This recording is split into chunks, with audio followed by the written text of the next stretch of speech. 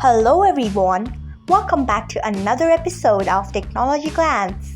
Today in this video, I'm going to guide you through how you can disable previous or next button on MX Player. So let's get started. Firstly, open MX Player app in your device. Then tap on your profile icon if you haven't.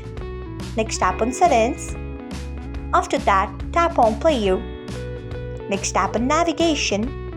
Then you can see the option of previous or next button. Untick it by tapping on it.